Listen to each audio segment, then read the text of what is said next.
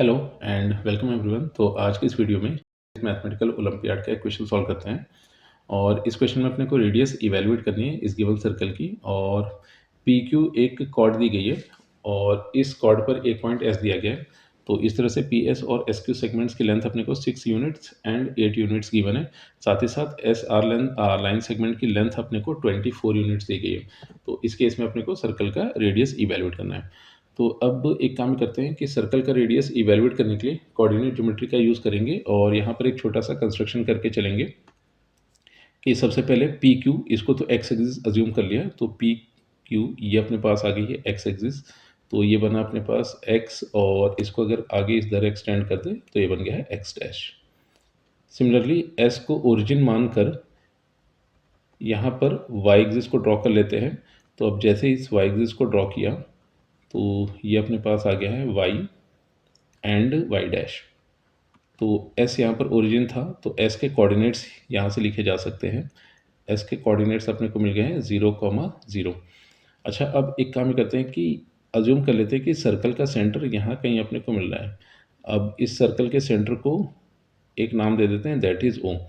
अब ये जो कॉर्ड अपने पास पी क्यू दी गई थी, सर्कल के सेंटर से कॉर्ड पर एक परपेंडिकुलर ड्रॉप करते हैं और इस परपेंडिकुलर का जो फुट आया है, इस फुट को नाम दे दिया है टी। तो देखो होता ये है कि सर्कल के सेंटर से अगर कॉर्ड पर कोई परपेंडिकुलर ड्रॉप करते हैं तो वो सर्कल के मतलब वो कॉर्ड को ऑलमोस्ट दो इक्वल पार्ट्स में डिवाइड करता है। तो अब जैसे इस प्रॉपर्टी का यूज़ करेंगे तो यहाँ से P T and T Q ये दोनों ही लाइन सेगमेंट्स अपने को इक्वल दिखाई दे रहे होंगे।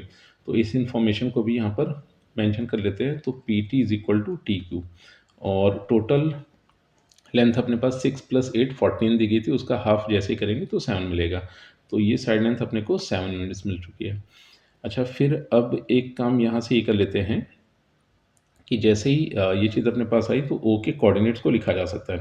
अब ओ के कोऑर्डिनेट्स के लिए ये जो एस टी लेंथ अपने पास आ रही है ये तो 1 यूनिट बन जाएगी। तो ओ का जो एब्सिसा बना वो 1 बना और ओ टी लेंथ अभी अपने को मालूम नहीं है, तो इसको यहाँ पर अल्फ़ा बोल कर चलते हैं। तो इस तरह से ओ के कोऑर्डिनेट्स अपने को मिल गए हैं 1 कॉमा अल्फ़ा। अब सिंपल एक छोटा सा कंस्ट्रक्शन यहाँ से ये कर सकते हैं। अब देखो हो गई कि यहाँ से O P is equal to O Q, इस लेंथ को इक्वल रखकर अल्फ़ा में इक्वेशन तो लिखी जा सकती है मगर वो इक्वेशन आइडेंटिकली ट्रू हो जाएगी। तो यहाँ से ओ पी जो वैल्यू आएगी सेम वही वैल्यू अपने को ओ क्यू के रूप में देखने को मिल रही होगी।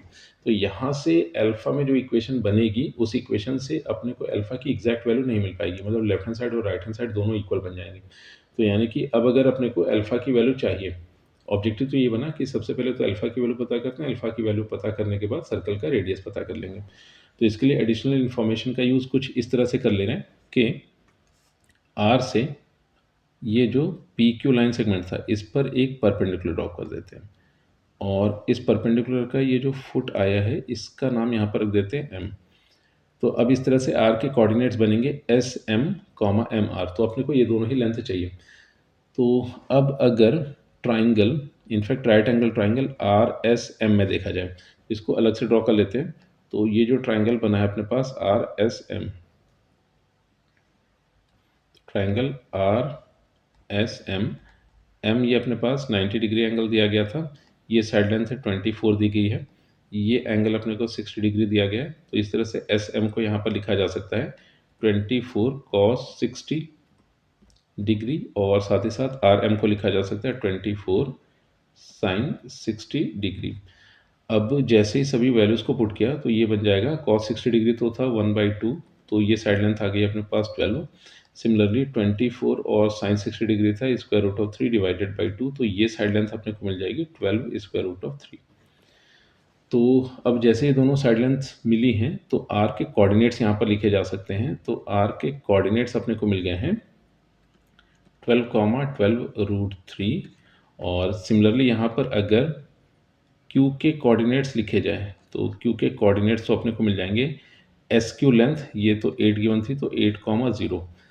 तो अब यहाँ से कंडीशन यूज़ कर लेते हैं कि ये जो ओ आर दिया गया अपने को ये सर्कल की रेडियस है और सिमिलरली अगर ओ क्यू को देखा जाए तो ये भी सर्कल की रेडियस है, तो ये दोनों ही लेंथ आपस में इक्वल हो रही होंगी। तो यहाँ से कंडीशन यूज़ कर लेते हैं कि O Q is equal to O R. अब डिस्टेंस फॉर्मूला यूज़ करेंगे तो स्क्वायर रूट आएगा, तो उस स्क्वायर रूट को यहीं पर ख़त्म कर देते हैं स्क्वायर करके। तो अब इस तरह से O Q square is equal to O R square इस कंडीशन का यूज़ कर लेते हैं। अब जैसे डिस्टेंस फॉर्मूला यूज़ किया तो ओ क्यू स्क्वायर ये अपने को मिल जाएगा 1 - 8 का whole square then alpha minus 0 का होल स्क्वायर, तो ये अल्फ़ा स्क्वायर बन गया। फिर नेक्स्ट अपने को मिल रहा था ओ आर, तो 1 - 12 दैट इज़ 11 इसका स्क्वायर आ गया है। फिर प्लस ये अपने को मिला है alpha minus 12 square root of 3 इसका होल स्क्वायर, तो ये अपने पास मिला 49 plus alpha square is equal to 121 plus, अब यहाँ पर ए माइनस बी का होल स्क्वायर आइडेंटिटी यूज़ कर लेते हैं, तो A square plus B square, तो 12 रूट 3 का होल स्क्वायर। नेगेटिव का होल स्क्वायर करेंगे तो पॉजिटिव ही आ जाएगा, तो ये अपने पास मिला अल्फ़ा स्क्वायर प्लस 12 रूट 3 का whole square then minus twice of 12 root 3 times alpha. तो इसको अगर फर्दर सिंप्लीफाई किया जाए तो यहाँ से जो रिजल्टेंट बन रहा है, अब देखो हुआ ये कि अल्फ़ा स्क्वायर से अल्फ़ा स्क्वायर तो कैंसिल हो गया, लेफ्ट हैंड साइड पर बचा है 49 और राइट हैंड साइड पर मिल रहा है अपने को 121। फिर 12 स्क्वायर रूट ऑफ 3 का होल स्क्वायर किया तो 12 का स्क्वायर तो 144 और फिर स्क्वायर रूट 3 का होल स्क्वायर 3। इसको सिंप्लीफाई करें तो ये आ गया है 12 और फिर 3, फिर ये आ गया 432। तो इसको सिंप्लीफाई करके मिला है 432 माइनस 24 स्क्वायर रूट ऑफ 3 अल्फ़ा। तो फर्दर यहाँ से 24 रूट 3 अल्फ़ा इसकी वैल्यू को लिखा जा सकता है, और ये 121 एंड 432, इसको सिंप्लीफाई किया जाए 3, 5 एंड 5 आया, फिर 49 इसमें से सब्ट्रैक्ट हो जाएगा, तो ये सिंप्लीफाई होकर अपने को मिल जाएगा 504। तो फर्दर अगर यहाँ से अल्फ़ा को लिखा जाए तो अब यहाँ से अल्फ़ा की वैल्यू मिलेगी 504 divided by 24 square root of 3। तो अब फर्दर इसको अगर सॉल्व किया जाए तो 24 2 जा 48 और 24 1 जा 24, तो अल्फ़ा की वैल्यू यहाँ से अपने को मिल रही है 21 divided by square root of 3। अगर रेशनलाइज कर लिया जाए तो स्क्वायर रूट ऑफ 3 यहाँ पर आएगा, स्क्वायर रूट ऑफ 3 यहाँ पर भी आएगा, तो अल्फ़ा की वैल्यू को लिखा जा सकता है, नीचे मिला 3 तो ये आ गया 7 स्क्वायर रूट ऑफ 3। तो अब इस तरह से अपने पास अल्फ़ा की जैसे ही वैल्यू आई तो सर्कल का सेंटर मिल चुका है, दैट इज़ 1 कॉमा अल्फ़ा, तो ये 1 कॉमा 7 स्क्वायर रूट ऑफ 3 हो गया।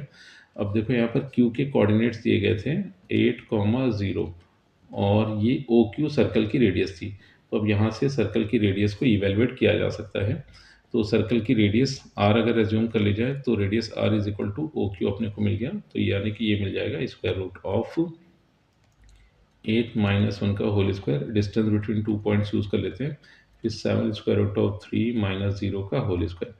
तो फर्दर अगर इसको सिंप्लीफाई करें तो ये तो अपने को मिल गया है 49 और प्लस 7 ये मिल गया है 49 और मल्टीप्लिकेशन 3, तो यहाँ 3 टाइम्स 49 था, यहाँ पे 1 टाइम्स 49 था, तो स्क्वायर रूट के अंदर मिल गया है 4 टाइम्स 49, तो 4 का स्क्वायर रूट 2 हो गया और 49 का स्क्वायर रूट हो गया 7। तो इस तरह से सर्कल की रेडियस अपने को मिल चुकी है 14 यूनिट्स, एंड यही इस क्वेश्चन का आंसर है।